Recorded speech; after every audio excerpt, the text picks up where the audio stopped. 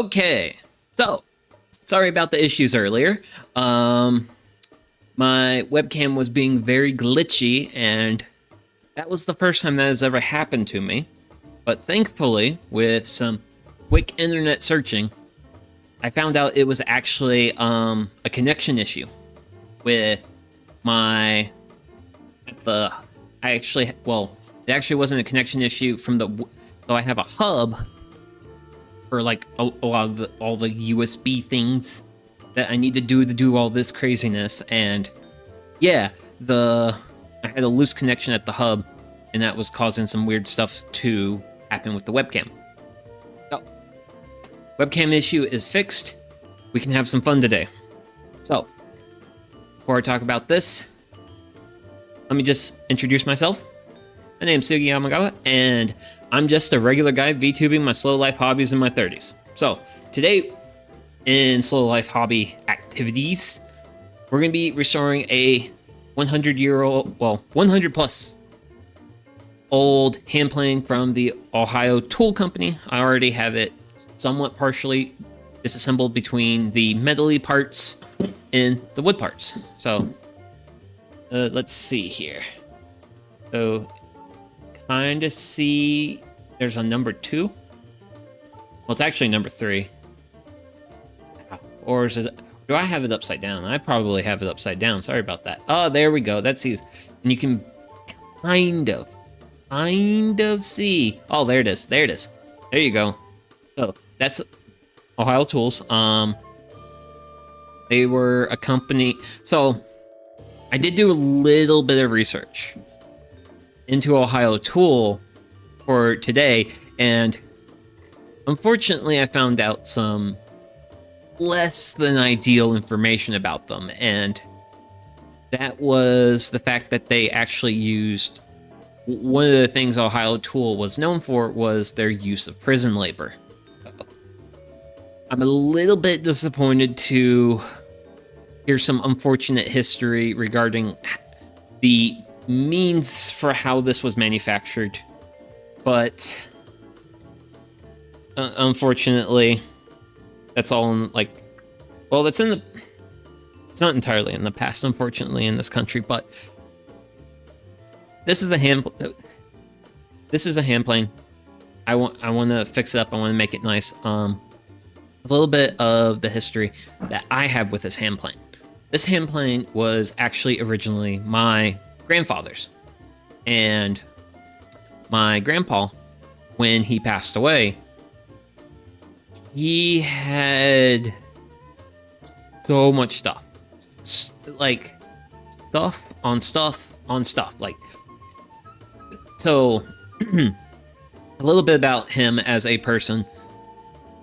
Well, let's see. I want to say for the last 20-ish years of his life, he was an antique guy.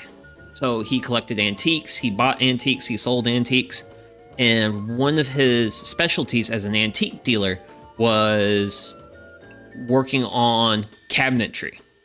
He did a lot of cabinet restoration, which I feel like this is it's partially where my interest in woodworking kind of came from, was a little bit from him.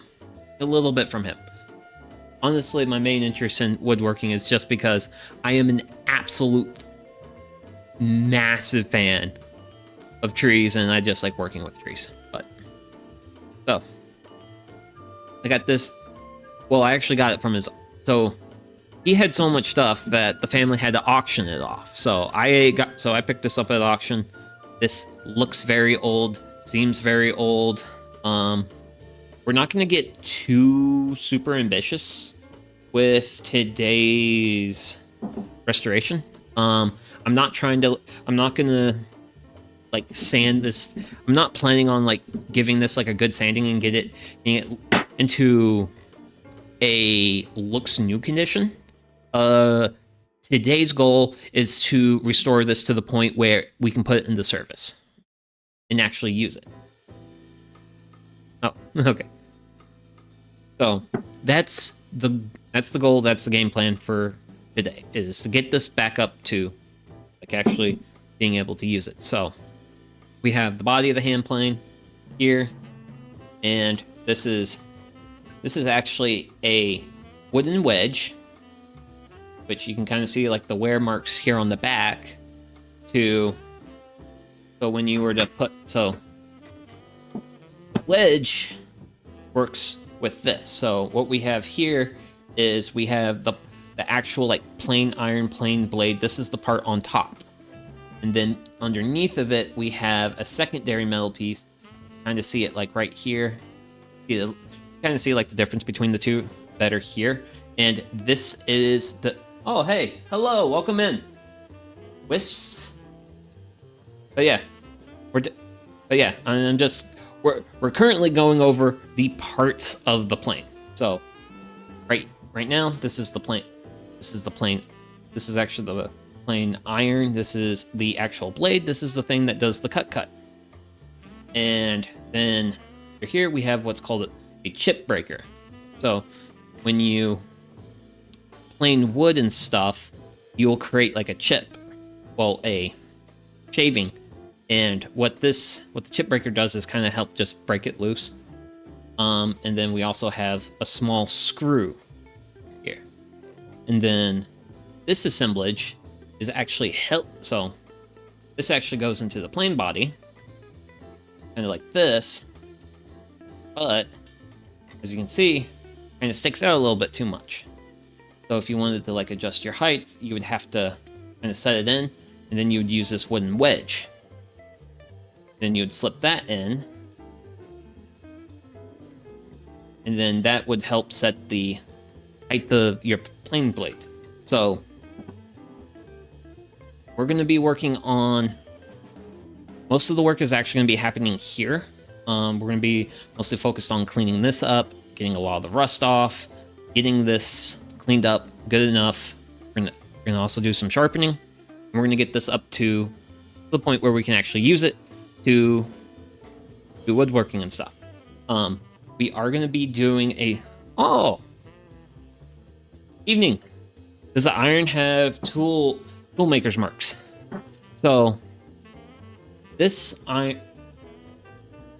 okay, so this one actually does what I'm holding here, but this iron. Oh, okay. Darn it! Now you're gonna have to make me like come out with the truth. This is not the plain iron that goes for this, because since to do a really good job of getting the rust and stuff off, it's good to use I don't know. I've used the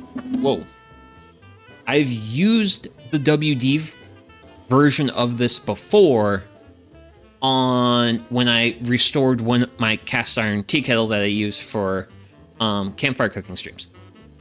I wanted to try Evapo-Rust out because I know it seems to be pretty much the same thing, but it seems to be a little bit better reviewed than the WD-40 stuff. Didn't mean to. Okay, so yeah, there's a surprise. Like the actual irons, I've been actually having that soak in Evapor-Rust, and I was gonna make a joke, but I will still make that joke once we get to that point. But this is actually from my Worthington plane. So if I brought a flashlight, probably see it a little bit better, but you can kind of very vaguely see it. But yeah, this is actually the plane irons for my Worthington plane, which is also a hand plane that needs love. This little guy. So this is also a hand plane I got from my grandpa's auction that also needs lots of love. I actually have several hand planes that need lots of love, and my game plan is to start simple, and then because this hand plane from Ohio Tool, fun thing about this one is like you can actually kind of just see Ooh, that's a beauty. Oh, thank you. But wait, I forget how my webcam is oriented. Yeah. Oh, there it is. Ohio Tool. Ohio Tool number 3. But yeah. So at my grandpa's auction, this was actually this hand plane was actually the hand plane I wanted. So I actually bought a lot of, well, okay. I did buy a lot, but it was all part of a lot. And this is times like this where I am just like, English, why are you so weird? But yes, this hand plane was also part of the lot for this. And, well, and I also have others. Well, so I got 4 hand planes in this lot. So I got the Ohio Tool. I have the Worthington here, which that is an interesting thing about the lot I bought, was they're all different makes. So the next one, and this is probably the one I will want to work on next, is a Bailey. Let's see here. There, Bailey. Then there's some, it's Bailey Stanley. I've actually been like kind of like staring at this for a while, trying to read that second line of text underneath of it, but but this is also one that's in like, this one's actually it's definitely one of the ones I have that's in like better shape. Like, I'm pretty sure if I were to just sharpen the plane iron and like give the sole some, like maybe re-level the sole a little bit with some lapping, it will definitely be quite serviceable. And I do think, I don't know if these are like tool marks from the guy who made it. Yeah, transitional plane. Yeah, it's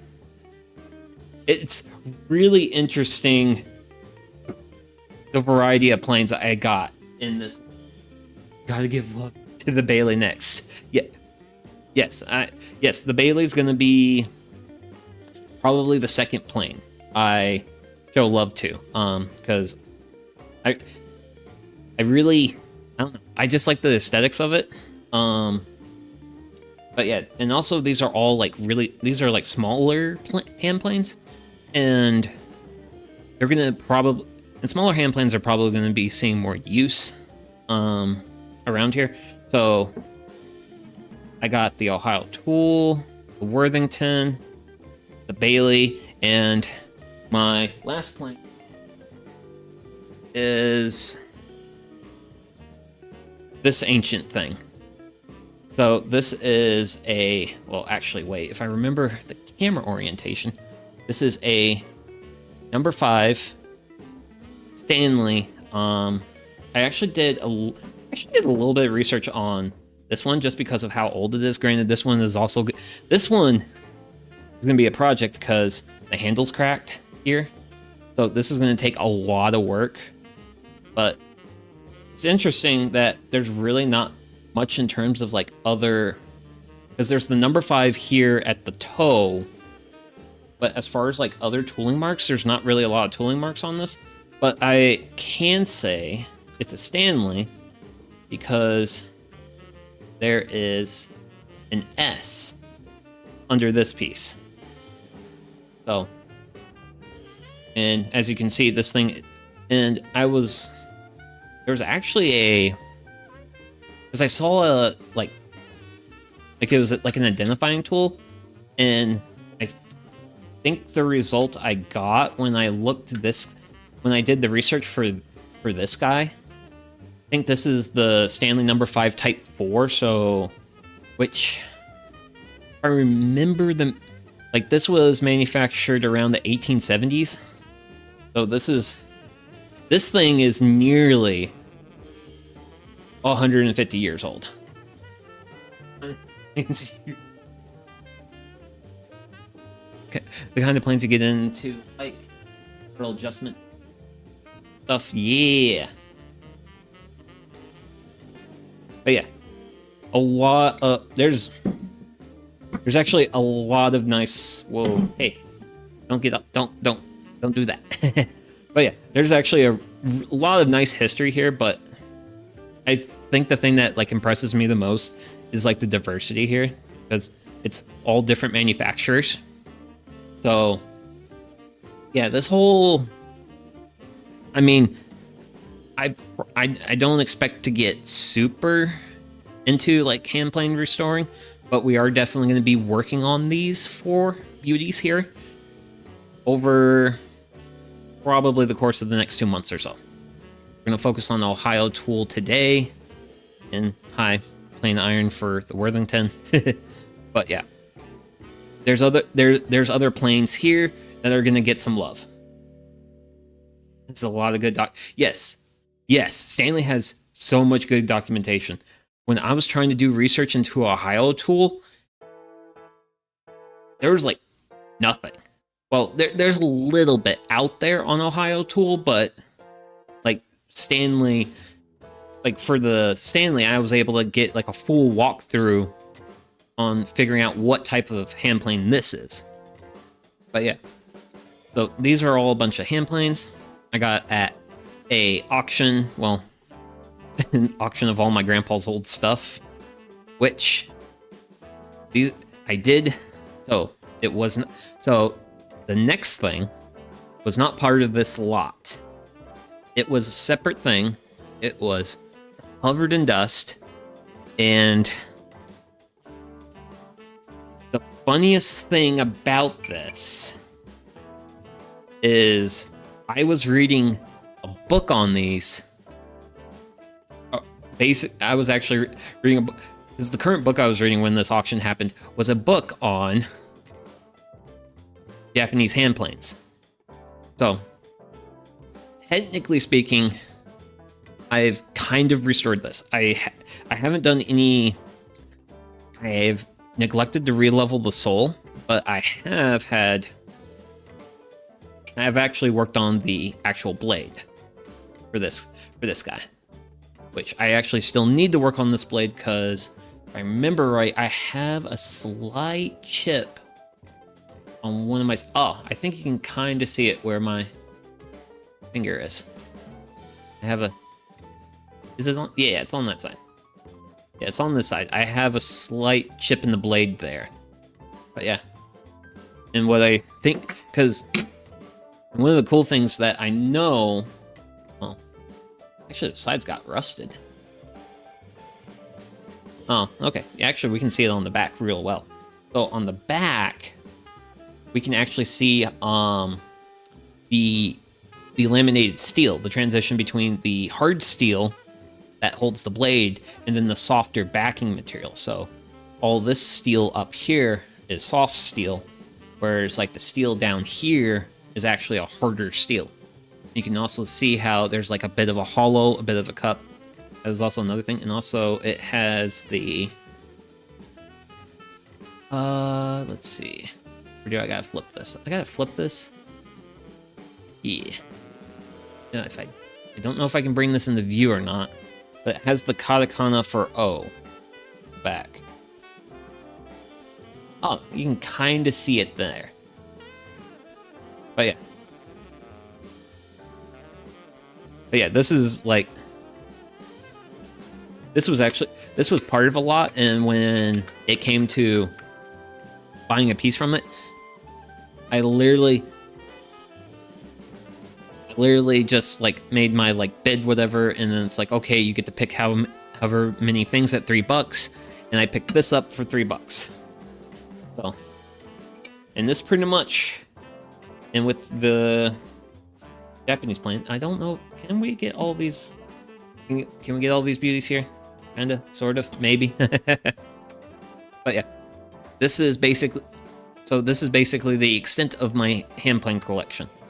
I say this now. I'm hoping to not get super into hand planes, but we'll see. I have actually used the Japanese hand plane a couple of times for some projects, mostly just for like trimming some edges. Oh yeah, 3 bargain for the yeah. Oh yeah. I really don't. I don't want to I really don't want to mention how much I paid for all these, because I might hurt people's feelings for the 4 hand plane lot.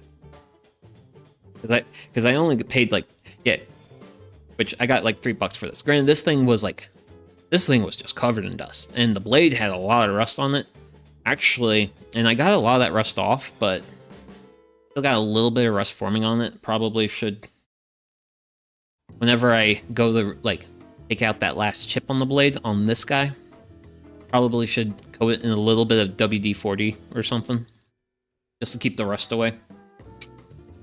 But yeah, the price I paid for the rest of these would be hurting people's feelings. because it's an auction, and auctions are interesting, crazy, and you can find really, really neat stuff at them. And actually, since we're on the subject of auctions, and my grandpa, so he was an antiquer for a long time, and he basically bought a little bit of everything. He had like old glass jars, he had like old Coke still in the Coke bubbles. Yeah, surface rust is real easy. WD-40, paste wax, etc. Yeah. Surface rust, like, that's nothing. Like, for taking care of these boys, you definitely want to use like the Vapor Rust product and a wire brush and all those good things. Not planning to do any wire brushing today because I did a pretty good pre-soak on the plain iron. But yeah, so a bit of a story. Now, the thing about my grandpa and his stories, they were stories, and I don't know how much of these stories are true or not. But you know what? They still make for good stories. So, my grandpa had, he had an antique shop. His original shop was like a 40-foot by 60-foot pole barn was his original shop, and then he added on to it. I think he doubled it later in life. Well, not later in life, but like the construction for that was happening when I was in high school. So I don't know. But he also had an older barn, which he had a whole bunch of stuff in. And then one day, one of his antiquing friends came over to his place and was like looking through his stuff. And he saw a thing in the back, and it was basically like it was kind of like 3 wooden posts, pole like things, and it had like chain connecting the 3 posts. And my grandpa's friend looked at that and was like, huh, that looks like a neat thing. Can I buy that? How much do you want to sell it to me for?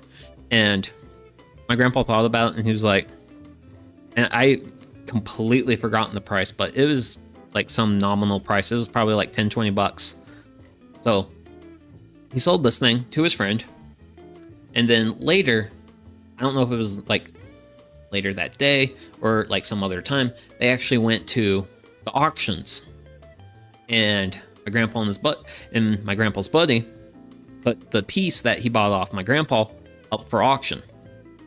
And I think it auctioned for a fair bit more than what he paid for it, and he was happy and all this stuff. And then the gentleman who purchased this interesting thing, this pole, these 3 poles connected by chains, walks up to the guy who he just bought the thing from, and he goes, "You two don't know what that is, do you?" And they're like, "No, we don't know what that is." And he looks at them and goes, "Well, that is a Civil War era sword holder." So it was like 3 poles set into the ground, and it had some chain, and then it had rings. And those rings, I guess, were where people could store their swords. So that, and he was also like, yeah, and like the guy who bought it, which I assume he must have been some form of Civil War guy, collector, what have you, was also like, yeah, by the way, with my purchase of this one and having identified it, we know of 4 out there in the world, and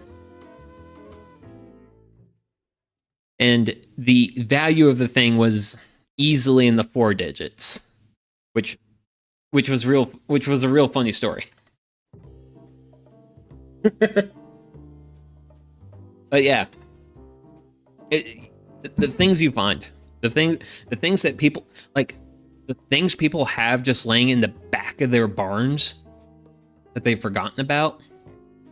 There's some I'm sure there's some like really wild stuff and some really nice treasures, which, speaking of treasures, we have these treasures here, and we need to be showing one of these treasures some love today. So I need to make some room on my table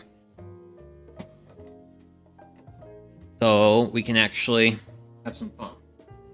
So I have myself here just a container, ordinary water. So first step in this fun process of taking care of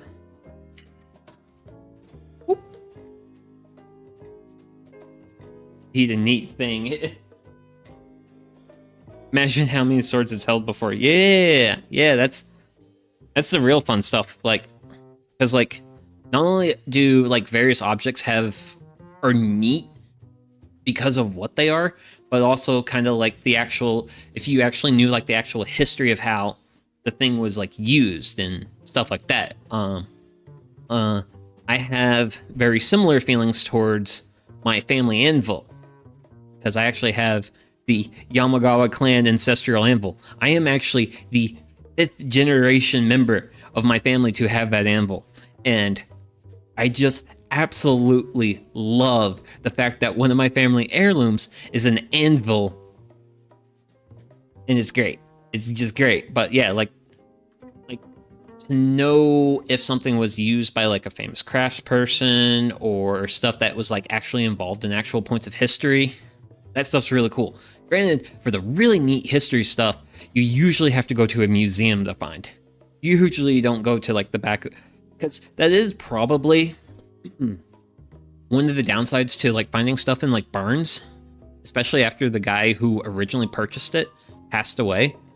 You may not get to hear the story of that piece, which I know like some like, what was it, like American Pickers, stuff like that, where a big thing they would focus on is like the story of the piece, because guess what? The story is also the thing that can probably sell the piece.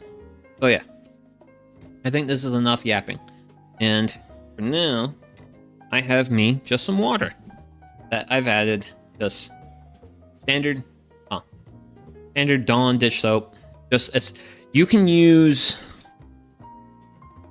So for like the first step, because when you're trying to like clean up metal or anything, anything where you're going to use a Evaporust product, the WD-40 version, anything like that, what you want to do first and foremost is you want to make sure you clean as much dirt and grime off your piece as you can. Yeah, the pedigree is very important. Yeah. Well, the pedigree and also like, yeah, the story has a big role in that. And also so we all know that I had some issues before stream troubleshooting a webcam, and part of those issues is I need to go grab a scrubber. Yeah, I need to go grab my scrubber. I'll be back. It'll take like less than a minute.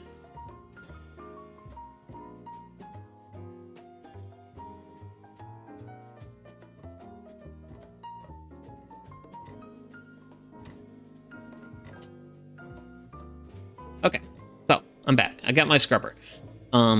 So for a scrubber or anything, you can use steel wool. I like to use this thing, if you may be wondering what this thing is. So floor cleaning machines. The circular pad for the floor cleaning machine.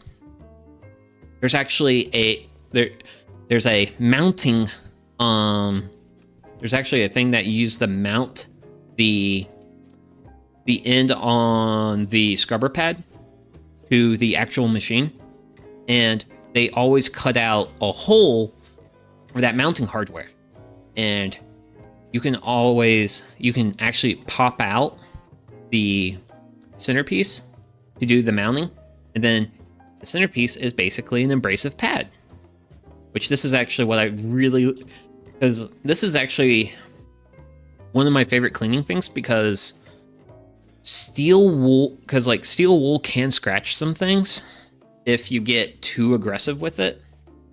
And I try to be easygoing on my stuff, so I kind of like using just like a really reasonably light but still kind of abrasive pad, something that will really help get some of that like dirt and grime off, but we don't need to be like super aggressive about it.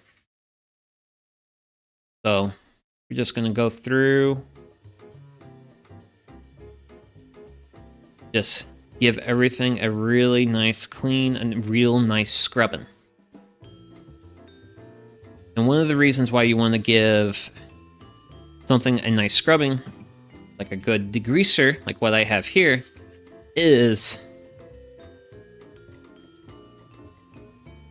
the more dirt and grime you have on like your metal, there's less surface area for, well, it makes it hard for the evaporust to actually work on the actual like metal, if there's like dirt and grime in the way, you know?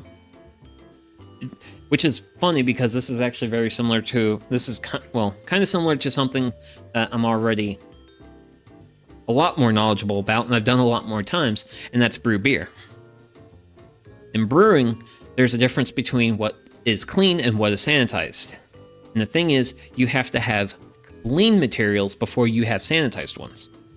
So we have to have clean clean plane irons before we have rust-free ones. Because in brewing, if you have like dirt and grime on your brew kettle, that creates like little areas for bacteria and other not good stuff to hide in the brew kettle. And brew kettle and also all the other various, really the fermenter is the most important part. You want to like keep really, really clean and really, really sanitized. So as we can see here, the water is already starting to darken up a little bit. So good sign we're getting a good amount of dust and grime off there. And this is actually, the backside of this chip breaker is like shining up beautifully. Like, how shiny that is. So shiny. Granted, this side definitely has seen better days, but I'm trying to see if there's like tool marks on the plane on chip breaker, but there really isn't. So that's the chip breaker, because there's 3 metal parts. We have chip breaker here. We have plane iron here. You're gonna get some love. Then the locking nut between the two, which locking nut's just gonna get a little bit of a scraping. Then we're gonna really have some fun with the plane iron, because the plane iron this is kind of the more important part, you know? And this is the part that's actually in contact with the wood. And this is also the part that is wedged and held into the planing blade. But yeah, because the tool marks on. But yeah, you can actually, so from what I was reading online, you can just use like any household degreaser. Me using Dawn dish soap, you'll be fine. You'll be fine. I may not get things perfect, but we're not aiming for perfect we're definitely not aiming for perfect for this today. I want to be careful about touching the wooden hand plane because otherwise I'll have this like mounting point for something, but I don't know what went there. But yeah, Bill's not in too bad shape. It's got some cracking on it. Because if I was wanting to go like full on in on this, I'd probably like actually really wash this down and then probably do a sanding on it, really liven it up. But I'm not planning to get that ambitious today. We're mostly just working on getting it to usable. So, we're gonna be doing just a lot of scrub-a-doodles. A whole lot of scrubbins. Then after the scrubbins, we can actually... I'll actually bust out the actual irons we'll be working with today.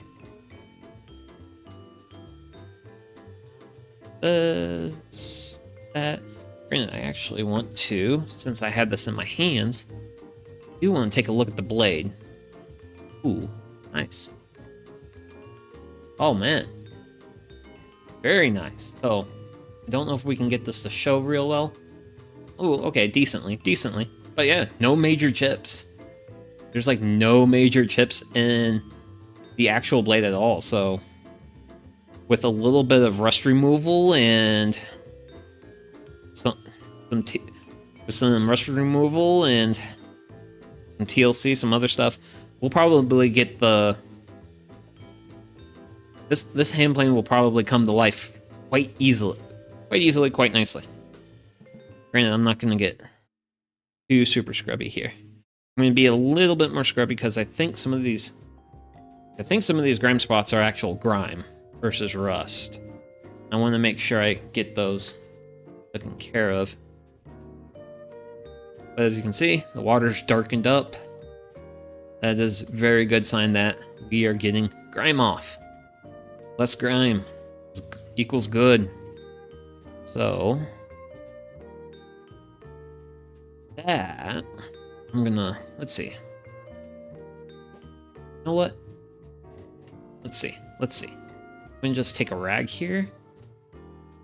We're gonna give a nice rubbing. So let's see here. Well, I'll see if I can't show you the tool marks on this. Which, you can which is funny because, like, from where I can see, I can practically read it. It's like number 403. Well, it's number 403 W Worthington. Shows up very nicely here, but I should have brought... you can kind of see the Worthington. At that point. I should have brought another flashlight. Ooh, wait. I do have a flashlight on my phone. Grab my phone. Let's see if we can... If I can get the phone light to really lighten that up, that'll be amazing. I don't know if it's bright enough. A little bit brighter. Oh, we can kind of see it. You can kind of see it a little bit better. I'll probably need a brighter light than camera phone light. Also just like holding everything. But yeah, you can, ooh, there you go. It's a little bit, ooh, you can almost make everything out. Almost make everything out there. But yeah, that's the Worthington. Okay. But yeah. So that is the degrubbing step. Very important step. And then after the degrubbing step, you would prepare a bath of Vapor Rust, which I actually have. I bought the 1 quart, thinking this would be enough. Ooh, we get to see it yeah, big wide words. Yep. Yeah, it said Worthington on it. The plain iron for Ohio Tools is actually should be more legible than what we had going on here. But yeah. Now at this point you would basically take your irons out, you grab a handy dandy rag, and what you would want to do is you want to dry it out. The Vapor Rust, a lot of these rust removals for tools, they're they're water-based formulas, so they can be. So I imagine you could have them in contact with water. I just don't think that's a good thing to do. Ah, ooh. Okay, so I literally did not notice this. Which, if I... But there's an A stamped on the blade. Wait, there it is.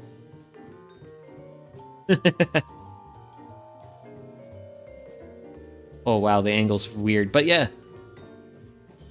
Did not notice the A. Ah. But yeah. Did not notice that. But that's also another fun thing about like playing with like old stuff like this is figuring out the history and trying to find odd marks, which I'm trying to find that screw right now. Maybe hanging behind the chip breaker. Oh, there it is. Or I kicked it away. Oh, flicked it away. Okay, that's the screw. I want to make sure I keep things separated. So, we got these done. So, these rust removal formulas, they take time. And it seems to be, from my understanding, my past experience with them, granted this is my first time using Evaporust, is to like get like this like baked on rust off this. We're probably looking at a good probably 2 to 3 days. Reasonably long amount of time. And I don't plan to, and I currently don't have any plans to be doing streams for that significant amount of time. So, like, and this is kind of sort of the joke, which may not hit as hard as it did, hard as I planned for it to hit, but hey. That's why, like any good tax evader, I prepared this ahead of time. So these are the actual Ohio Tool plain irons screw. Same setup as we had with the Worthingtons, but these have been sitting in literally this whole container of Evaporust for 2 days now. So this has been 2 days. I'm hoping for the best. This is genuinely my first time using this product, so we will see what we get. Which I do like the fact I can just see like bits of like rust and stuff hanging around. So we're gonna start off small. We're gonna start off with the screw, and you might be seeing a long thing in there. That's actually a metal ruler that I cleaned up. Oh, okay. So here's our screw, which may not look new, but definitely looks a lot better than it did. So I'm actually going to pull out my ruler first, though. Oh, okay, interesting. You've oxidized. Almost looks like you oxidized. Okay, strange.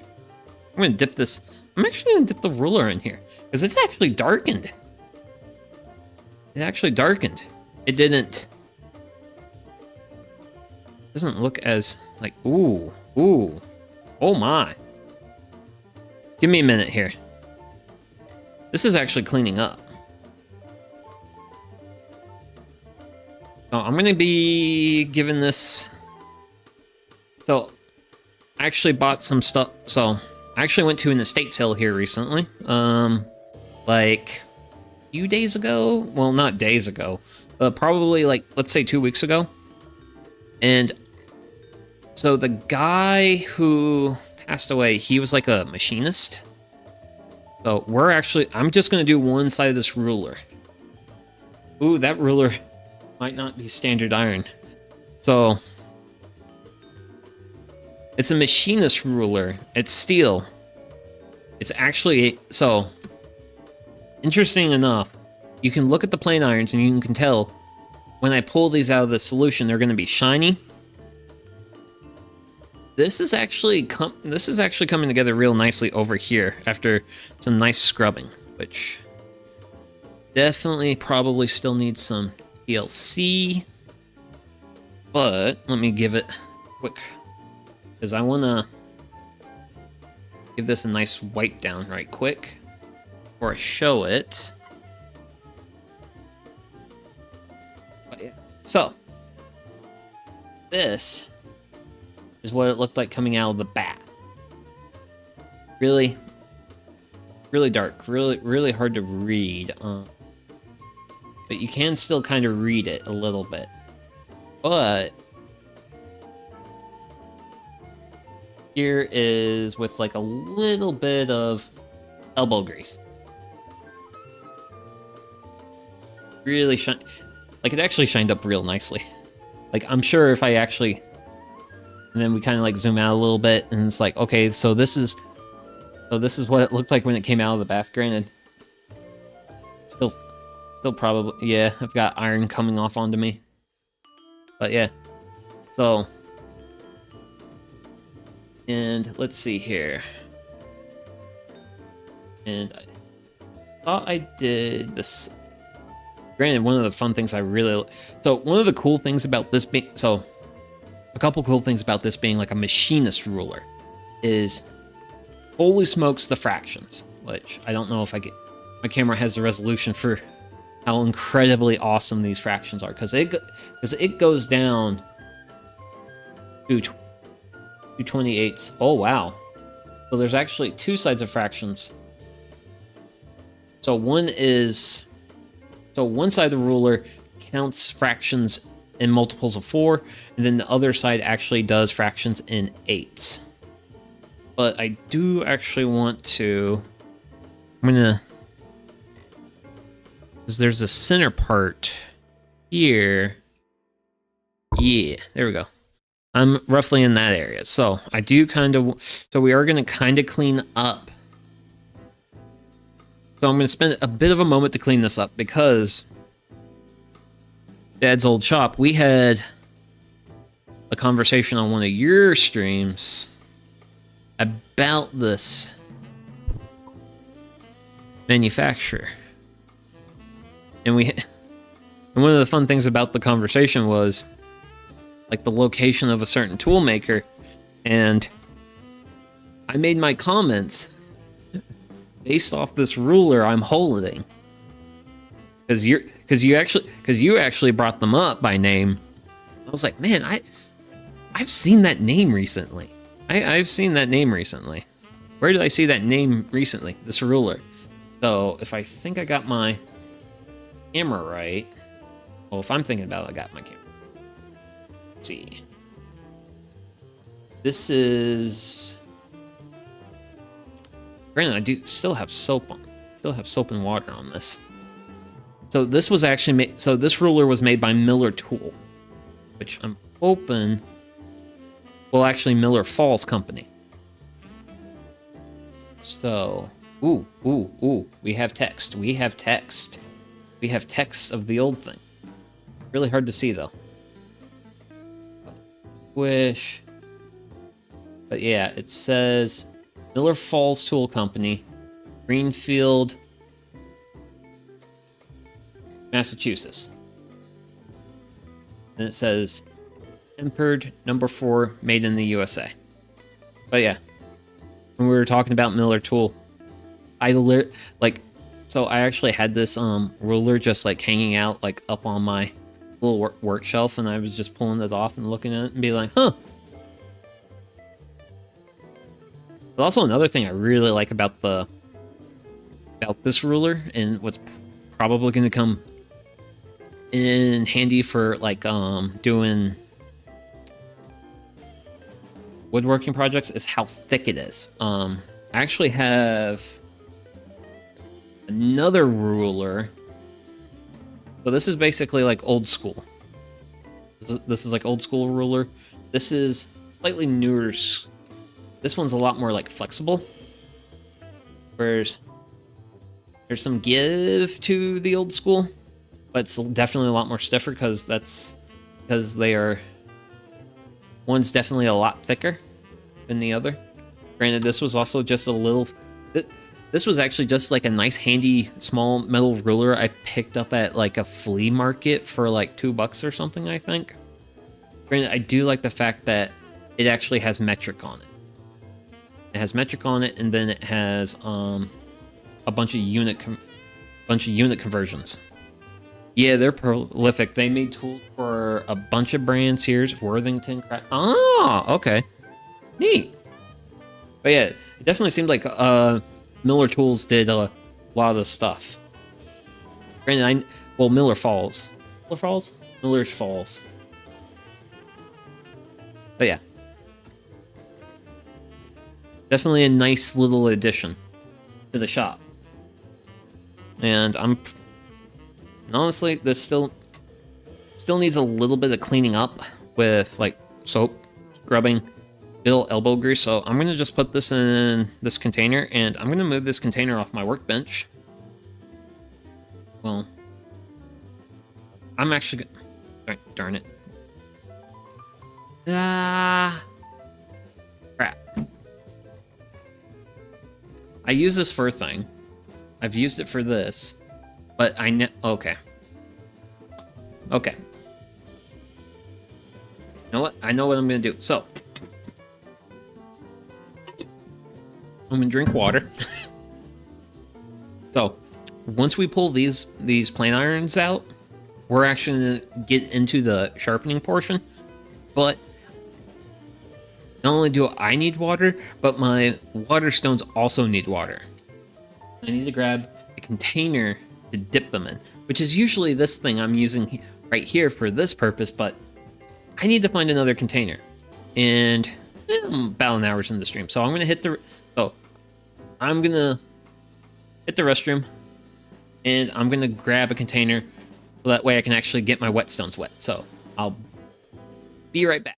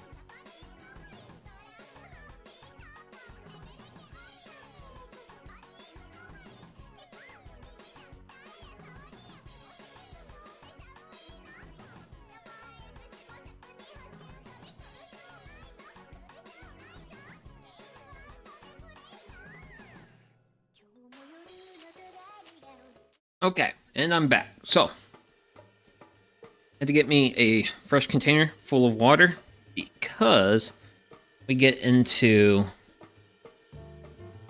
doing the sharpening, which we're gonna get that way here eventually, shortly. This really likes to soak in water for a while, so really needed to make sure I get that in some water. Otherwise, the whetstone will not be a whetstone. I desire more table space. Why is that the most troublesome thing to acquire enough of is table space? But yeah, so I think it's about time we actually take these out. So I should grab myself a little rag here because I do want to wipe these down, but it does look... Ooh. There's a little imprint. Oh, man. Ooh. Oh, oh man, look at... So it doesn't look super great, which is fine, but like I don't need shine necessarily, but this is like so much better. So much better. And also I love how all the rust removers call their Formula Pacific Waterstone enthusiasts and plate enjoyer myself. Well, the funny thing is with that, so for my sharpening, I have the 1000 grit whetstone, but I also use I mostly use this to level the whetstone, but I have a 600 grit diamond plate. Well, I think it's 600. Let me see. I think it's 600 grit. Yeah, it's number 600. But yeah, I've got a 600 grit diamond plate. I need, apparently. So, I actually bought my two of these for actually restoring the Kana blade, the Japanese hand plane blade. I got these for that, and I've seen some people, they'll sharpen past 1000. So I am currently considering getting myself a 2000 grit whetstone, but I'm not sure if I'm going to make that capital purchase just yet. But yeah, with a little bit of time, with a significant, 2 days in the solution. Granted, I do like there's a little shadow of all the old rust, but there it is. It's not fully shined up. I'm sure I could probably get that way if I wanted to like really take it to some steel wool, but this is significantly better than where it was, and this chip plate will be, chip breaker will be a great chip breaker. So set you over here, because yeah. So now we get to actually pull out the plane iron. Woo! So far, it looks really good. Really good, but grab a rag here and ooh, those are nice and thick. I'd say if you find it cheap, 2000 grips fine. My personal opinion is anything over 1000, 1200 is for kitchen knives. Ah, okay. So funny thing about that, I do use the 1000 grit for maintaining my kitchen knife. And I can get my kitchen knife to, yeah, all the laminate. Yeah. Yeah. So, similar to the laminate on the Kana blade. I'm just gonna call it the Kana blade because Kana is Japanese for plane, and to differentiate, because saying Japanese hand plane is just a little bit too much of a mouthful. But yeah.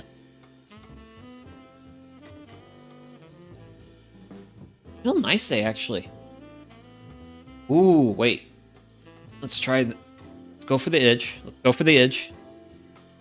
Get a nice... Well, maybe did I clean it too much? I may have cleaned it too much. Maybe, kinda, sort of. Let's see. Okay. I can faintly see the lamination. Okay, no, that seems somewhat... Yeah, that seems like you can see the laminate on the edge. Here, I didn't wipe the... Yeah, you see it much better. You see... Wow. So, apparently the rust removal solution actually turns the higher carbon steel a lot more... Ooh, actually, wait, that's... Ooh, that's an even better shot. But yeah, and then when you try to give it a good clean with a rag, it shows up. Yeah, it really shows up. Yeah, because granted, if I take a rag to it, it kind of starts to take it away. Granted, we can start to kind of sort of see what sort of blade we're working with, which really good for, well, good news for me. Really good news for me, and that's a blade with no chips, because if there's no chips, that's less I have to take off for it. But yeah, I mean, I've seen some people like try to like really sharpen up the grits. Well, go high up on the grits, because like there's some people that'll be like, yeah, let me show you, like, let me shave my arm hair with the plane blade, and like, that's cool, that's sharp, that's very sharp. But, well, but that could also be a little too much. For me, for kitchen knives, my standard for a sharp knife, well, standard straight blade knife, is if I can cut tomatoes with it, it's plenty sharp. If I can slice and dice me some tomatoes, that's a sharp kitchen knife. And remember, kids, a sharp knife is a safe knife. So, I remember my camera orientation here. Hopefully we can take a look at the tooling marks. So, it does say Ohio Tool Company. Forget what the... Oh, warranted. So it says Ohio Tool Company warranted. Don't have the best focus with... Oh, actually, wait. Let's grab the phone and see if we can't shine a little bit more light on this and get this to just show up a little bit better. So, shows up a little bit better, the tooling marks. Actually, I thought the tooling marks were because these tooling marks are definitely deeper than the Worthington. But yeah, as we also see, I actually don't have a benchtop grinder. But if I had a benchtop grinder, I'd probably take away the mushrooming here. Granted, benchtop grinder is definitely on my tool wish list. But I also need to buy, well, I'm a little bit more interested in getting my hands on a drill press before a benchtop grinder. Let's put it that way. A little bit of my order of priorities right now, but we've got some mushrooming here, so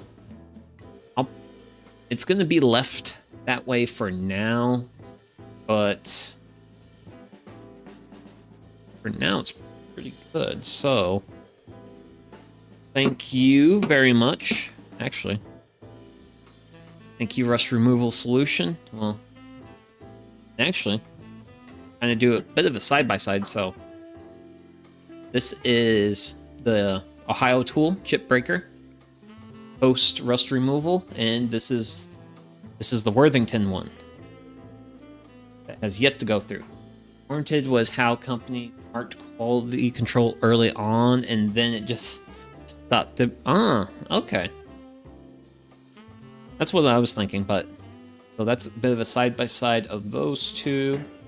So I'm going to take this and let that start doing its thing.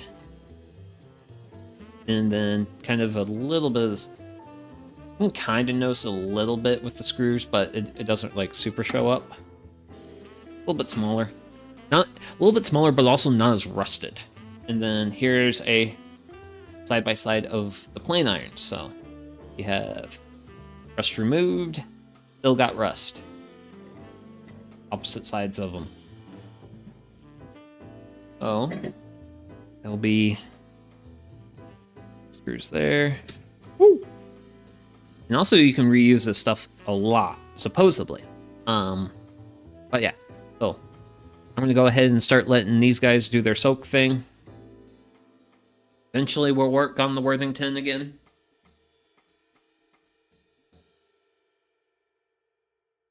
But for now, we're going to be primarily focusing on the Ohio Tool hand plane. So that will go there.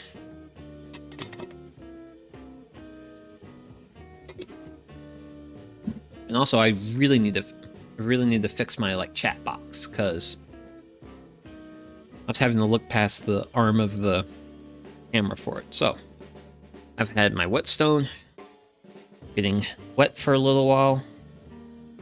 So I want to get myself a little bit of an area here.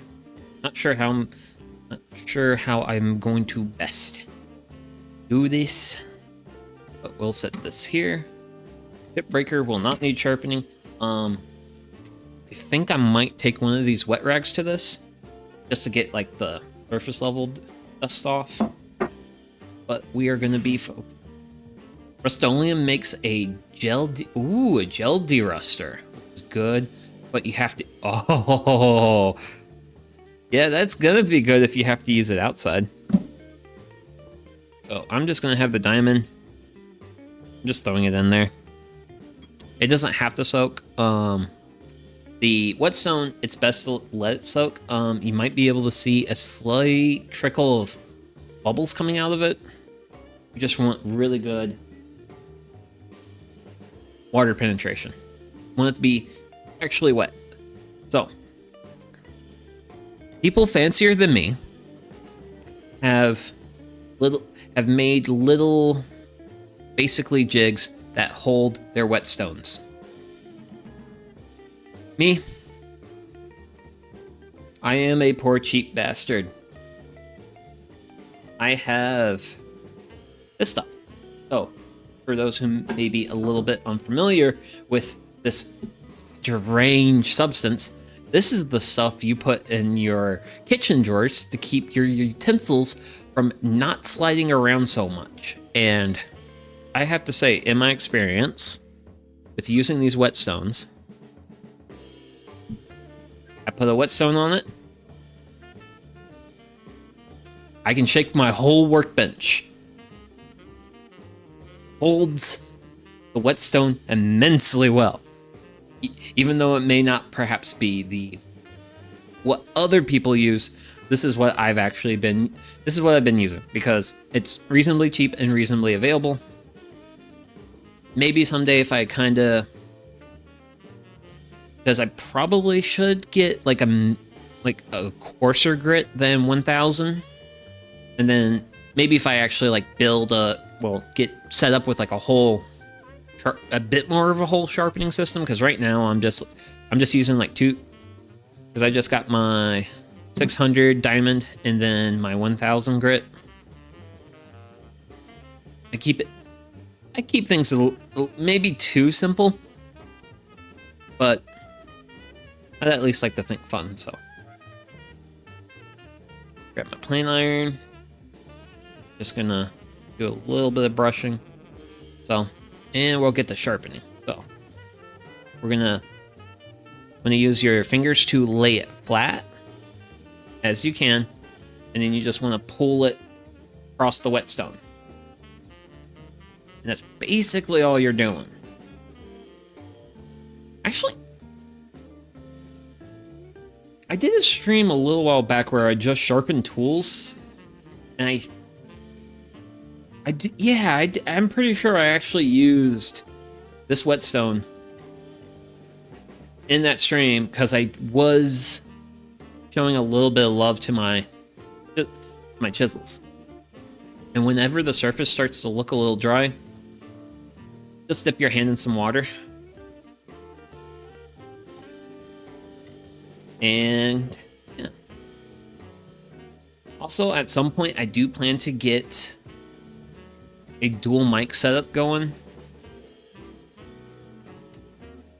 But I need to be motivated for that and do a lot of technical work. And I also had to do a lot of technical work today prior to stream because... Ooh, nice, nice, nice. Okay, so been given a couple of passes here. So this is kind of what we got. So it's definitely sharpening up nicely. It's not removing too much material over here on this side, but otherwise we're getting a pretty good even amount. Still don't have much of a burr on the back. So go ahead and get a little... I did that. It's not... Okay.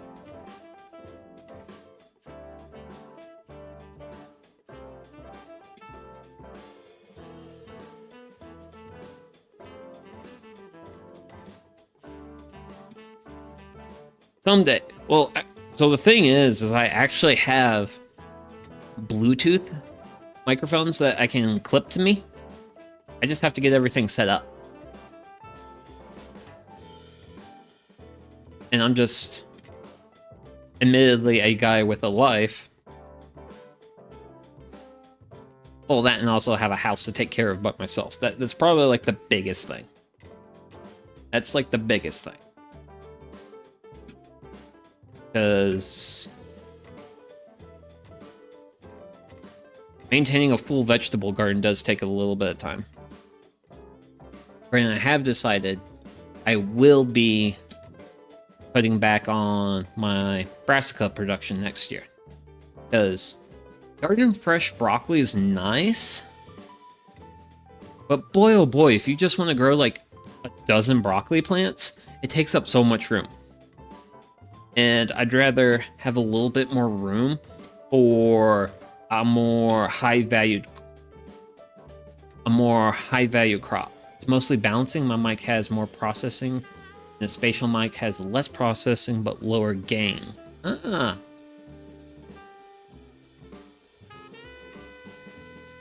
Okay. Because I know like balancing is like an aspect of like getting the two mics set up.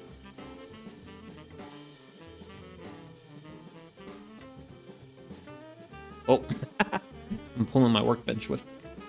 Ooh, though. Oh, the progress. Progress is beautiful.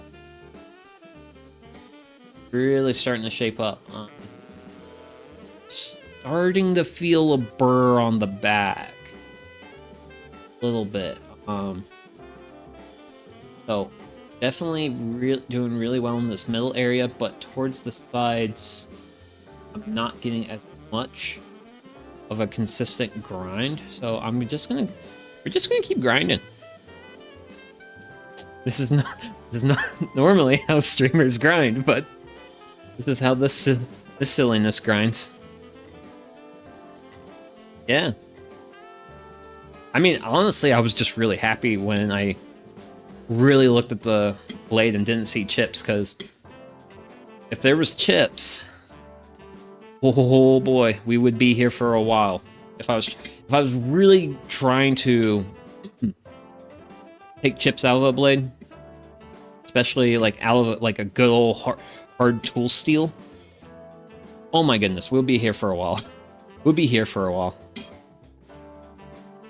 Granted, I'd probably use the diamond stone at that point, because I'd be able to remove more material with a higher grit. But just gonna keep passes. Then what I like to do at basically random points, take my diamond, dip, and just give a little bit of a touch to the whetstone, just to make sure, keep the whetstone level.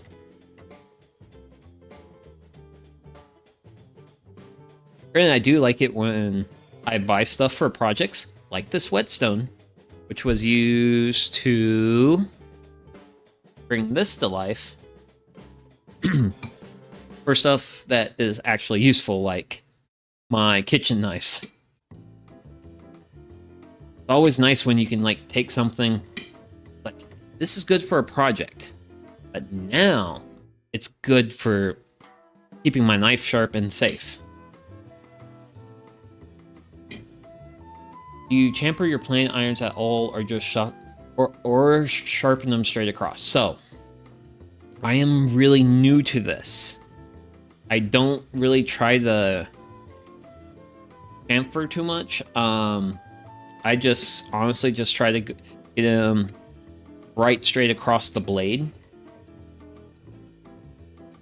just because that just seems what's reasonable to me. And no.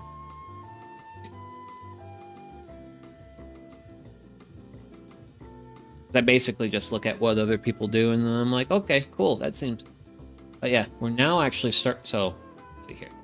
So as we can see, we're actually starting to actually get a lot more of the front surface done. So I just go ahead and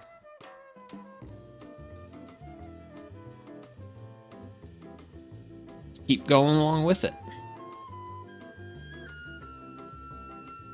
Because I'm actually really new to the hand plane game. All my experience with hand planes has come from the... I'm actually moving this. Has come from using the Ana plane I have. It's kind of one of my motivations for doing what we're doing here today. Is to get... If I get rest of my tools up to snuff, then I can actually start using those for projects, and that gives me more options, because like having the electric hand planer is really nice, but there's not. Sometimes I bring my sharpening stones to my D&D games and bully my friends so I can and then sharpen their knives.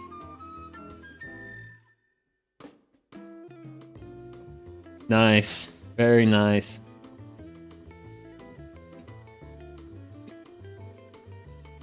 Here, let me sharpen your knife, friend. I haven't gotten like that. I haven't gotten that far with it, but I do know that my grandma, she occasionally needs her knife sharpened, and maybe next time I see her, I might. Well, the next time I actually go up and see her, because I saw her last weekend. That's what I was doing last. Well, last weekend my cousin was getting married, who is the youngest cousin of my generation. And I was actually staying Reps gets results. Yes. Well, it's also like any skill, you have to use it. Which is also another thing here. That's a big reason why I do what I do here on the channel. The whole reason I started a YouTube channel was I wanted to get better at things I wanted to be good at, but I didn't have an accountability partner. So I discovered VTubing and was like, not really a lot of people out there doing stuff I'm interested in. Maybe I should do stuff I'm interested in and make chat my accountability partner. And yeah, that's what I'm here for. Well, I'm here to have fun doing my hobbies, but also, ooh, we're actually Starting to get a pretty nice burr on that. Ooh, okay. There we go. Ooh, there we go. There we go. So we're getting real close to actually getting the full blade sharpened.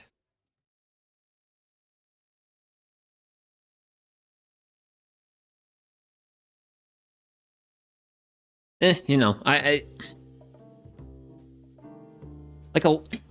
definitely good at biting off more than I can chew, and I definitely think becoming an online entertainer was perhaps biting off more than I can chew, but I have had a lot of fun doing this, though.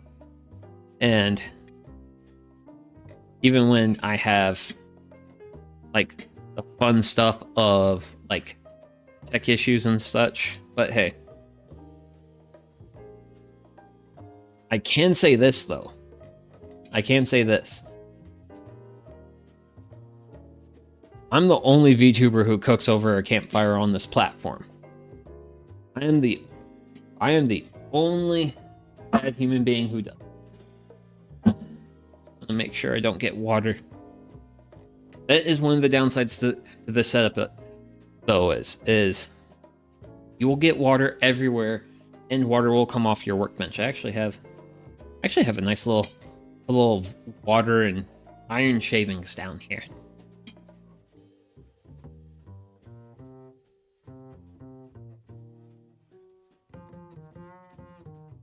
But we're actually doing pretty well, because what I think I'm gonna do, as far as game plans, is once I get the blade sharpened up, we'll assemble the plain iron with the chip breaker, and then I'm probably gonna take a wet rag and clean, like give the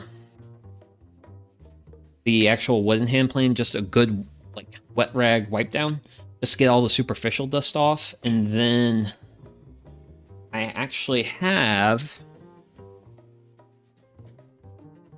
just a scrap piece of sassafras lumber, and we'll test it out on it and see how it does. We'll see if I fall in love with hand planes. Granted, as far as my theory on like tools and why I use them, I am a big fan of use the most reasonable tool for the job at hand.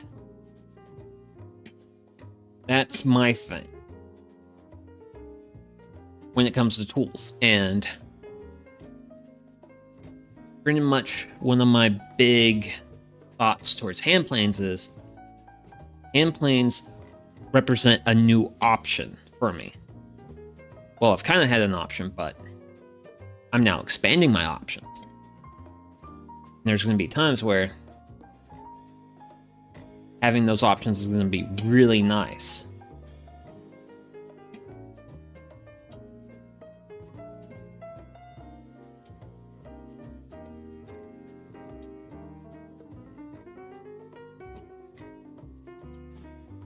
Okay.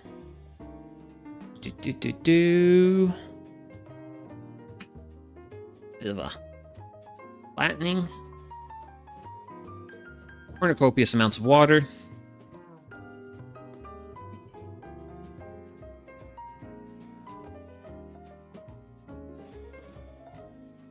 But yeah,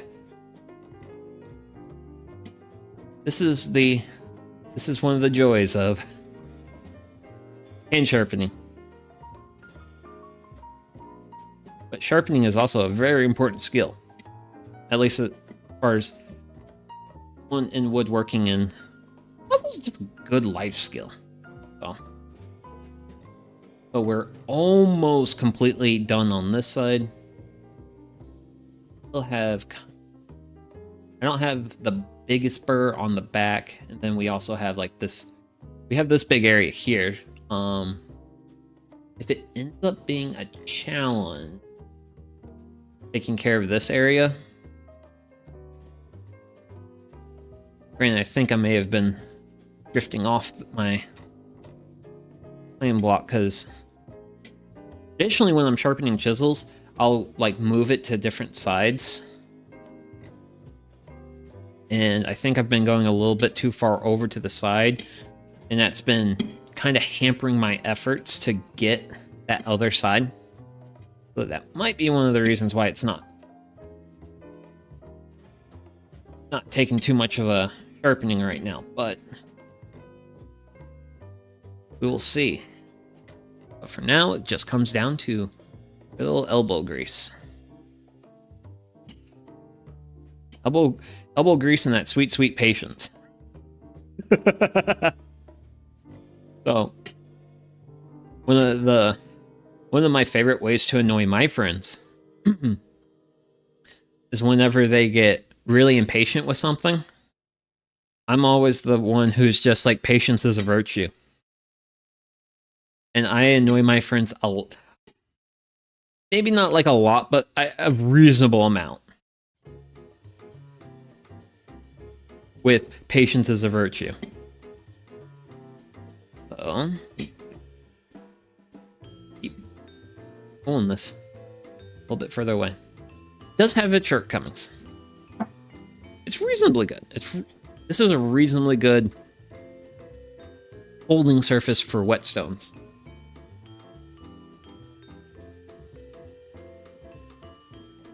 Maybe not perfect, but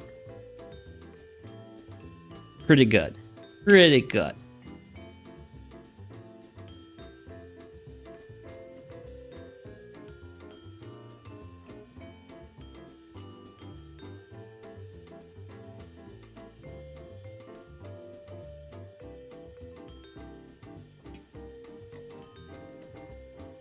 But yeah, this is the sweet, sweet joys of tool maintenance, tool bringing to life.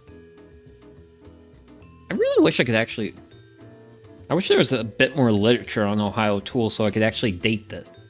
Because I feel like the wood sole hand planes are older to me. I don't feel like they would have been manufacturing them in the,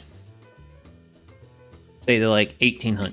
Well, early 1900s, because they actually, so Ohio Tool stopped manufacturing in 1920. So I can definitively say this is made by Ohio Tool, and it is certainly over 100 years old.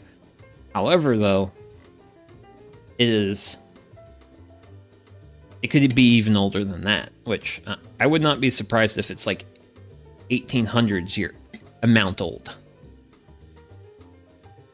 But the sad thing is there's just not enough literature out there for me to confirm it.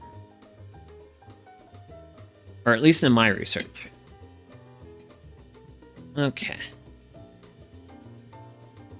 Oh, how much I want to... Too caught up in sharpening. Granted, we're doing really nice, though. Doing really nice. Just have this blotch on this one side that's just not wanting to come out. So,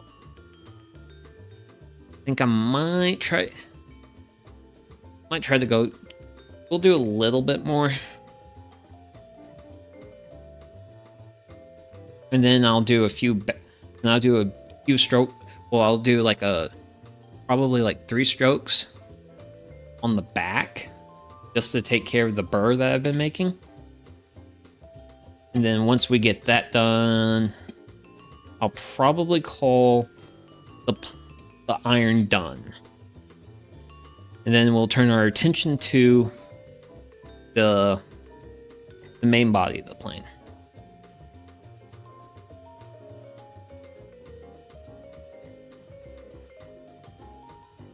I don't want to spend all day just plain iron on stone, plain iron on stone, plain iron on stone. As I said earlier, the goal today is to get this to usability, not perfect. So still are not perfect on that, but go ahead and take care of that burr. Ooh. Okay, yeah. I think that's pretty sharp. Do 2 more strokes, because you actually don't need a lot of strokes to take care of the burr. Oh yeah. Okay. Actually, do I have? No, I don't. I don't have what I hoped I would have laying around. That's fine. More than fine. Oh.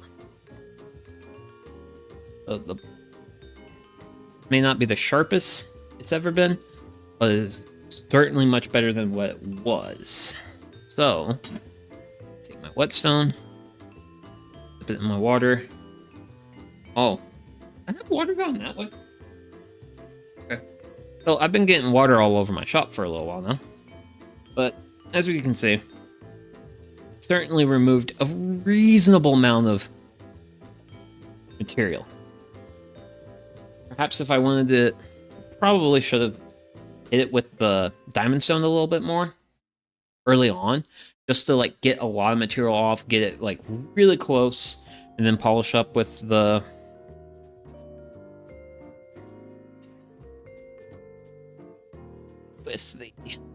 1000 grit. Oh, I need to move stuff because I need to create something of a somewhat clear area. We're actually moving to this. I am a little nervous about... I don't want the wood to get too wet. Or I just like set it on stuff. Because I don't mind if I take like a reasonably wrung out damp cloth and just give it a nice... Just give this a real nice, quick and easy cleanup.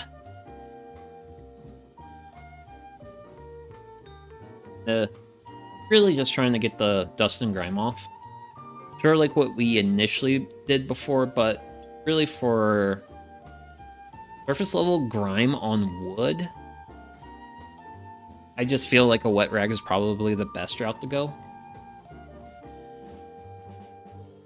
Some people will get really antsy and they'll do like, they'll get sandpaper, which I wanted to like maybe really redo it, really like nail it. I could probably do that. We might do a revisiting, but I think that's a little too much work for today. Because my life's been reasonably busy. Reasonably busy.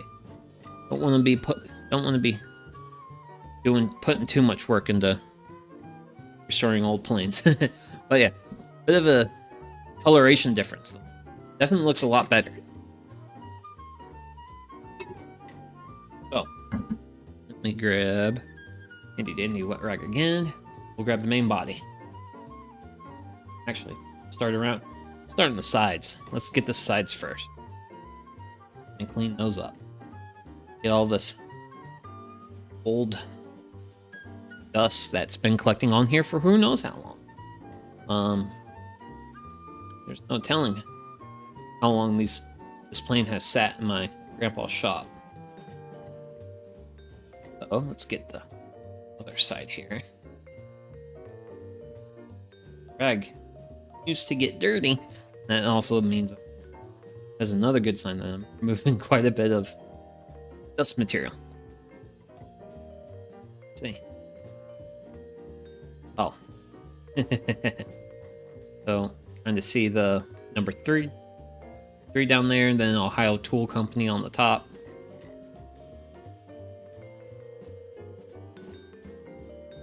Got ourselves a little bit of paint, or maybe some glue. That would actually need to be sanded. Then here the sole, the plane, up to the top. Get to deal with all the fun nooks and crannies of this spot. But at least this is going to look like a... I feel like at the end of the day, this is going to look like a... This will be a reasonably good restoration. May not be perfect, but it will certainly be good enough to use this on projects. Good enough for my backyard projects, and it's plenty good enough for me.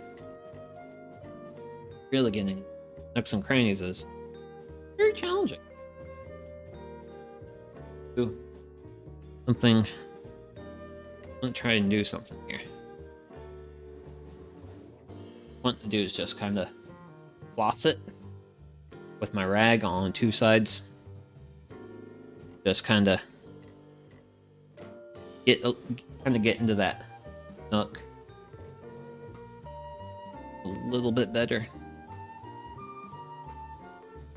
Need to really give this a nice little, and just a little bit of a spit shine without the spit. I have plenty of water to work with, so that we'll now grab a dry cloth. And I think we get this wiped down, we'll be down to what I'm willing to consider the last step for today. Well, last step in the restoration. And that's going to be lapping the sole. Be this part down here. Oh. I need to... Well, actually, you know what? Go ahead, give my... I have all my dry rags. Go ahead. Give everything a nice wipe down. I'm going to actually go ahead and we're going to go ahead and assemble the the irons right quick. They go together like so. Then grab magic screw. Let's see, threaded on there. Might be a little difficult with the plain iron still. And this is gonna be fun? Question mark? Ooh, there it is. There it is. It is. There it is. Not going anywhere, so I can just add in. Slide it. Bring my chip breaker down.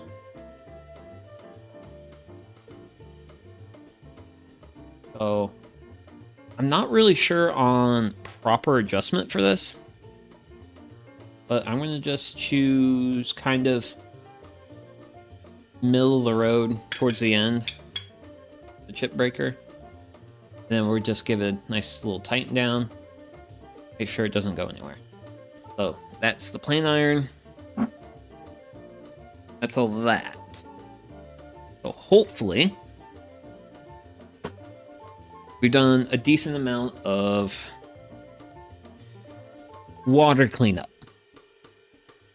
Like the big downside to using the whetstones is you kind of just get everything a little bit wet.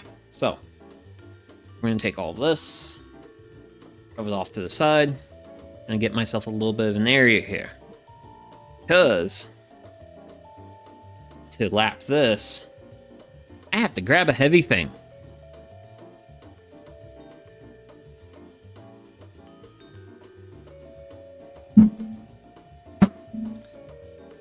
One slab of granite, hold the onions. So, for lapping the bottom of this sole, you want something that is very, very, very... You want something as flat as possibly flat. And probably should have cleaned this granite up a little bit, because this has just been a slab of granite that's been hanging out outside around the homestead for I have no idea how long. So I've got myself some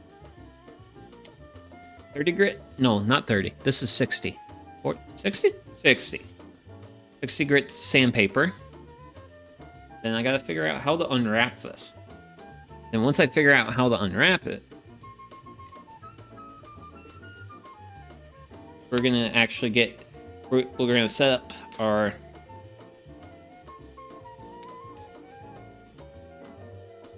whoa. Huh, there we go. Woo. Yay, it's unpackaged.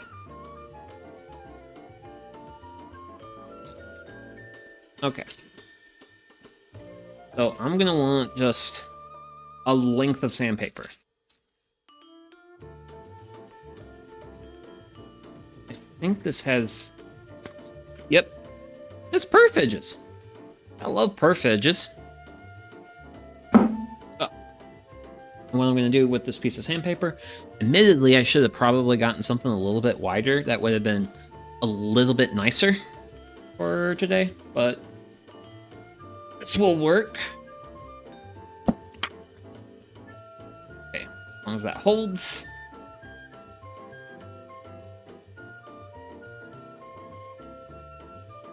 What you want to do is you want to get your sandpaper as reasonably held fast to your piece of granite. I gotta figure out how to do this without hurting myself, because granite's reasonably heavy. So with my flat surface, my sandpaper, all I gotta do at this point is just give it some nice back and forth. And hope the sandpaper holds.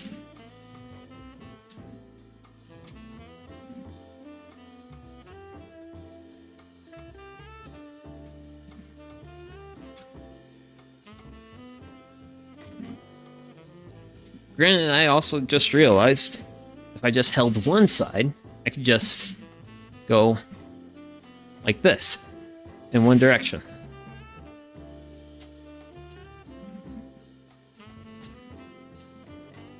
But I've got two sides held, I can do both back and forth.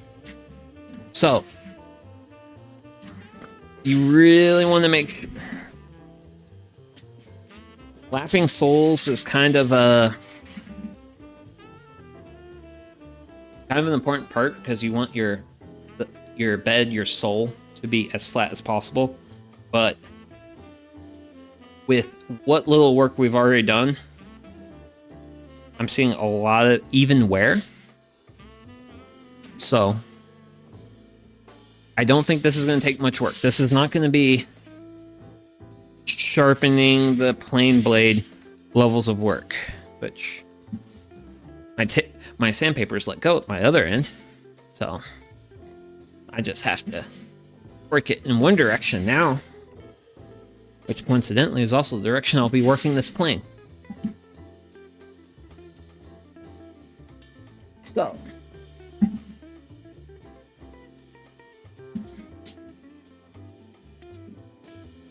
man, you gotta just love a nice, good, high grit sandpaper, because this is really removing some material.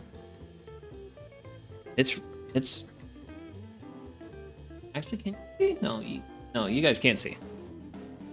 You guys can't see the nice little, because got ourselves a nice little pile of material. I'm gonna give this, really, I'm happy with that, but we're gonna give this a few more passes. Just to, I've already got this stuff set up. Let's go ahead and get this as close to perfect as we can.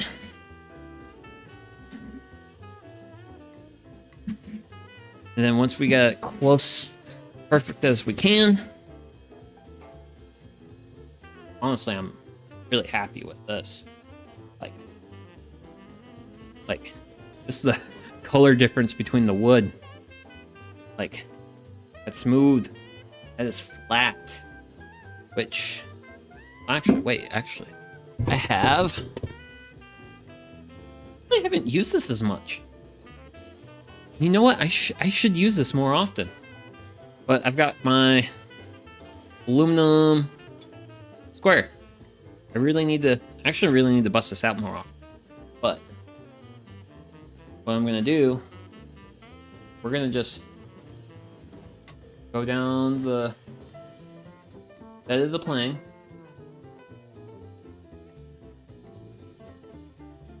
Sure, even.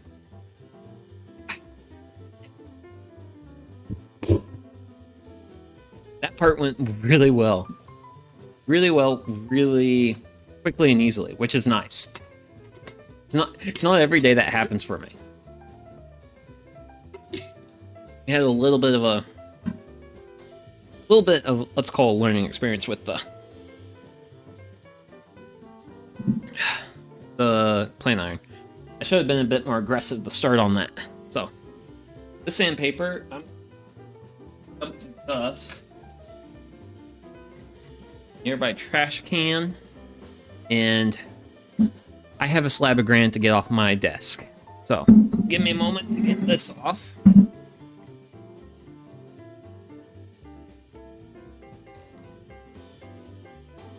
Yikes, I've made such a mess. Such an incredible mess. But I had fun making this mess, though. Okay, so I think we're good to go ahead and start actually assembling and putting this guy together. Let's leave there. Leave on my rack. So since these are the actual plane irons, drop this in.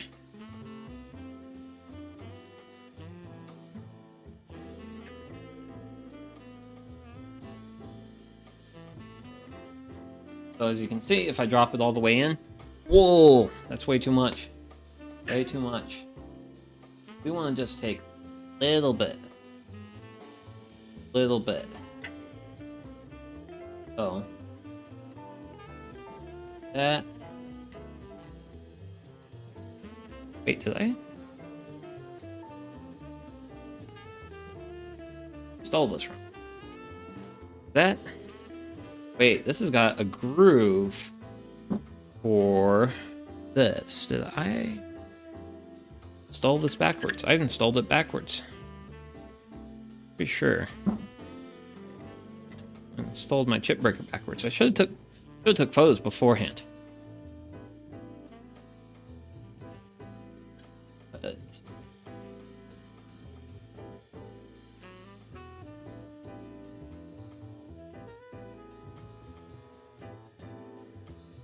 do something like this. See what this does with our piece of wood. Whoa! Huh. Whole bunch of chat just decided to go off. Huh. I'm gonna have to check the VOD later to see if that actually happened. That actually looked like a thing that happened. Okay. So fit 2. I want to be careful with this because keep in mind you're trying to get a sharp blade to come out of there.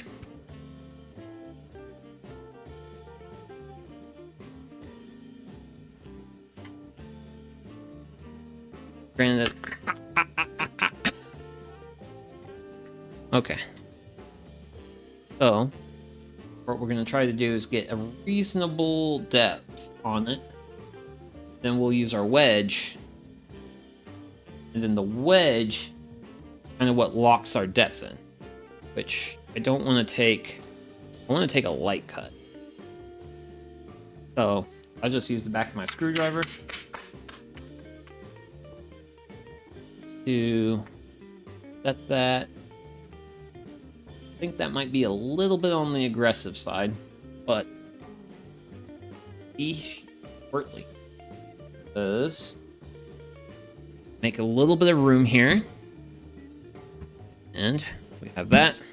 Good. This device. Handy dandy jig.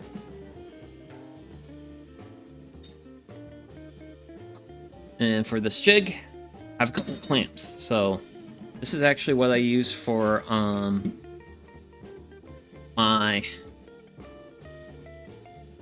electric hand planer.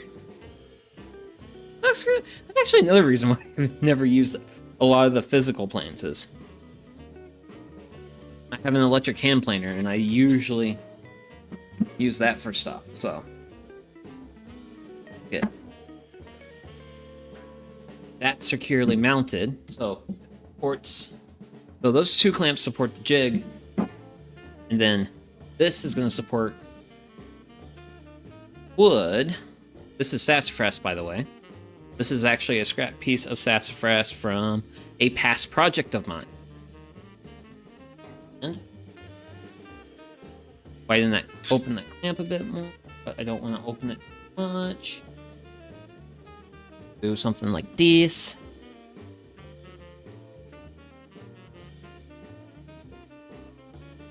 That piece of wood's going nowhere. My clamp handles are not going to interrupt with my pass. It's about time we test this out.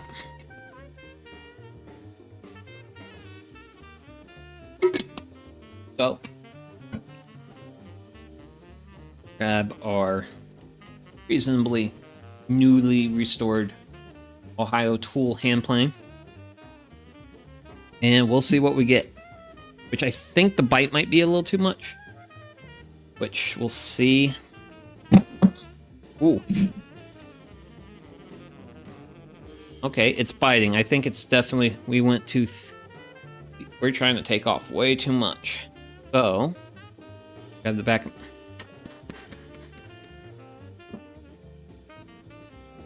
Yep. So let's try. Ooh, ooh. Nope, nope, nope. Try. Let me see if I just want to take a hair off my.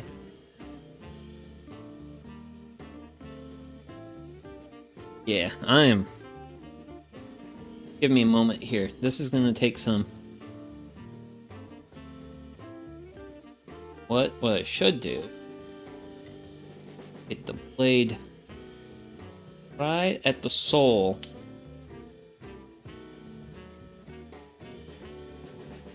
And then tap the wedge in. The wedge kinda in.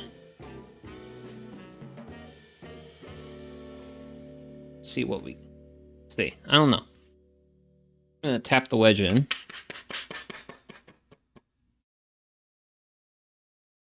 This looks like a thinner bite. I'm going to try from the center out. Dude, wish I could put two hands on this.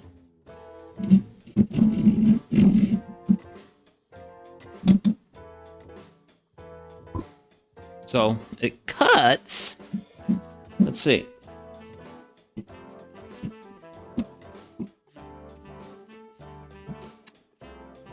I'm trying. Yep.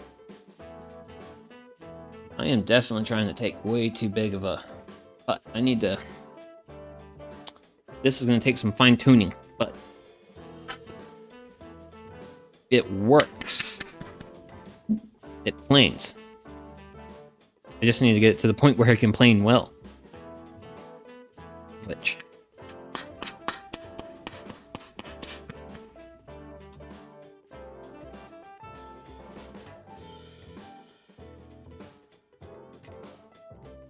Alright. Let's see. Let's see. Ooh! It's moving the wood too much. Got a little too much aggressiveness. Let's see. What am I doing? I need to grab a hammer.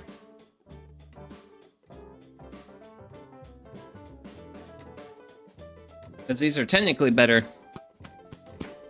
adjusted with a hammer. Which is actually the reason why the back of this is so mushroomed. Is from all the adjusting done with a hammer.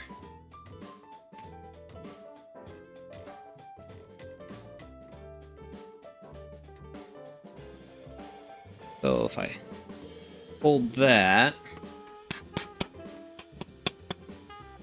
let's see.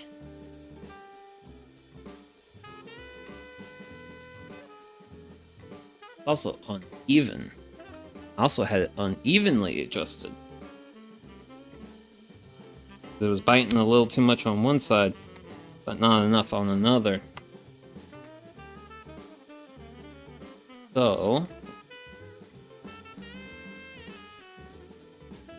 let's see. Yikes. See, I'm new to this, so I'm going to be a very awkward duck about it.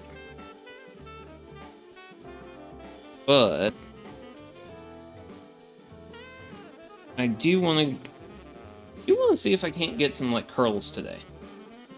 So I get this close.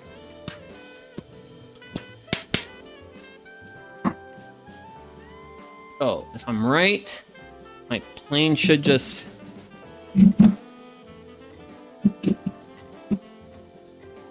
Whoa.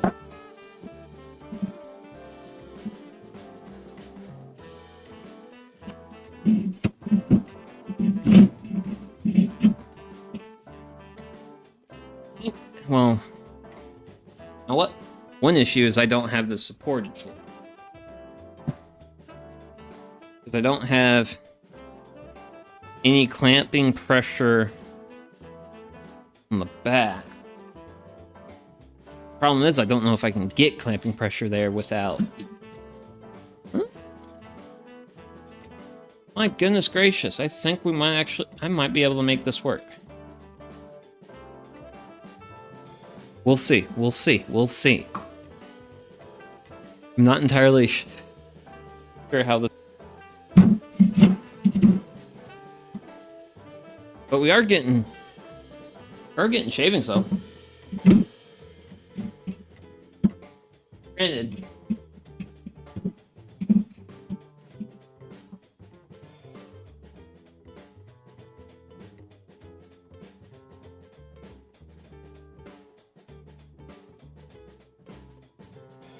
Definitely being rough with me. Might have to.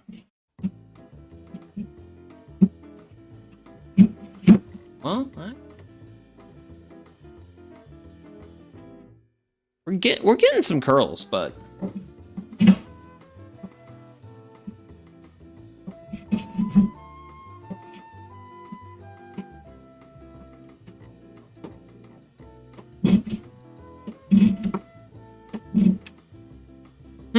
okay, okay.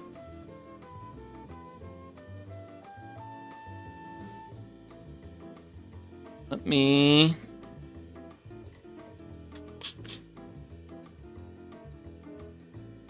Let's try this out. Let's try this out. Let's just have some fun. So that's not enough. 2 taps.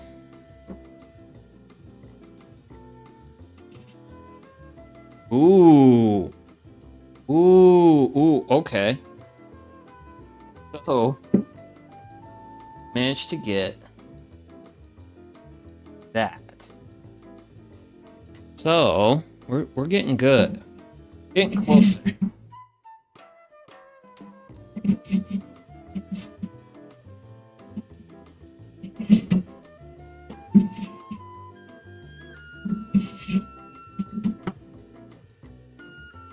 Definitely rocking a bit. Ooh. But we're getting some curls though.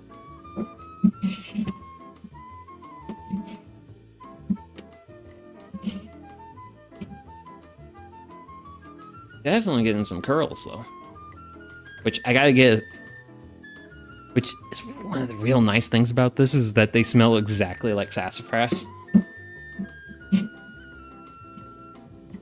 Well, not exactly like sassafras, but exactly like root beer.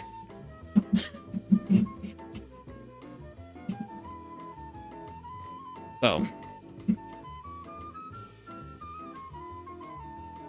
And I also know there's also like, there's a lot of like technique and such to this, so I'm definitely gonna have to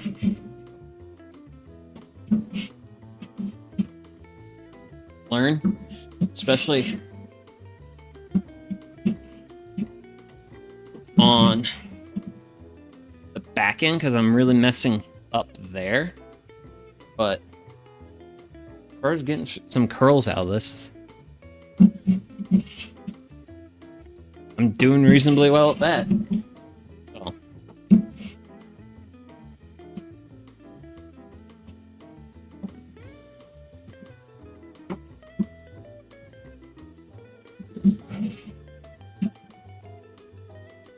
But we're just gonna keep having fun. I'm gonna keep having fun. As long as I find it fun. As long... I do have to get enough curls for like an actual like end of stream. Thanks for watching. Ooh, that came off.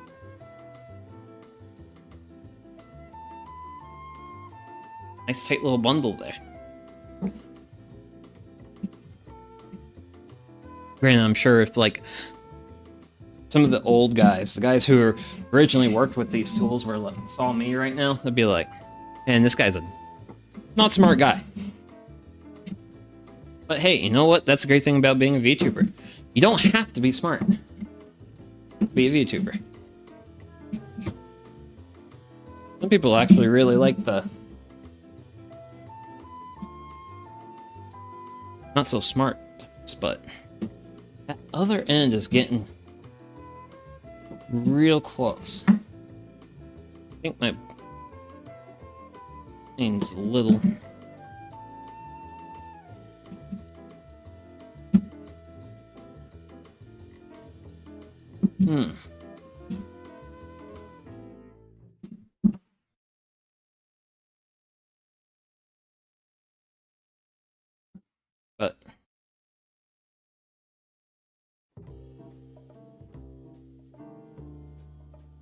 But yeah, we got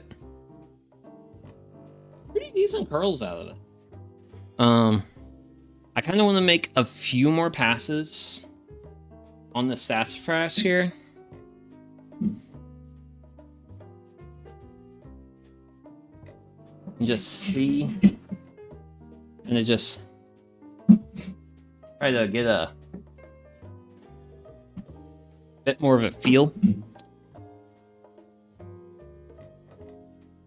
Because I do feel like, this isn't a good thing, by the way, is that I feel like my blade's tilted.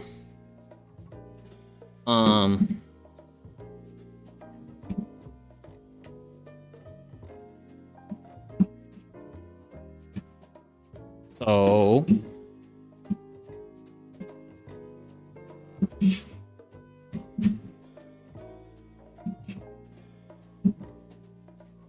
okay, and we'll do one more. And the thing with the blade being tilted is, I think my piece of sassafras, this edge I just made with the hand plane, may not be even.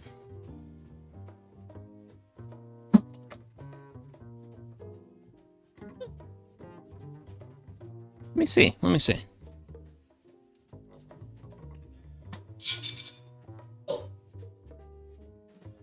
Oh.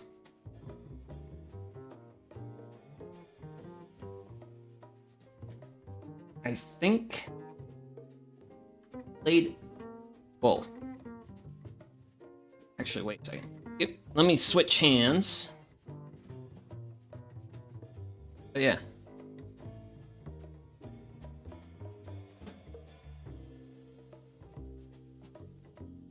did reasonably well. Reasonably well. It's reasonably flat. I don't think it... Yeah, you kind of see it a little bit more on this side. Where this corner here, a little bit higher than the other corner. But, hey. That is an adjustment issue. Granted, I think before I really put this guy into service, I'm gonna wanna take a little bit of time to actually work on... I might actually sharpen the blade a little bit more. I might try to remove a little bit of material, try to... Sorry about that. Sorry for the sneeze. But yeah, I think we're really close. We're really close on learning how to use this wonderful ancient technology. As I've said before, we got a couple nice curls out of it. Definitely have a lot more to learn as a person, both on taking care of these tools and also just actually, well, using them. Using them is a whole different skill set than what we were trying to talk about today. So I'm gonna go ahead and wrap up stream because I gotta take a shower. I gotta get ready for tomorrow. Gonna have another big day at work, but then it's gonna be the weekend. It's gonna be great. So next time I'm gonna be live, it will be Sunday morning, 10:30 EDT time zone. We're gonna be making mac and cheese in the Dutch oven. So ever since the cheesy potato stream where we made cheesy potatoes, been really wanting to make mac and cheese over the campfire. So we're gonna be working on that on Sunday. So hopefully I'll see you there. But yeah, with all this has been Sugi Yamagawa. Thank you very much for tuning in, everyone. I hope you enjoyed yourself, and hopefully I'll see you all in the next one. Bye-bye.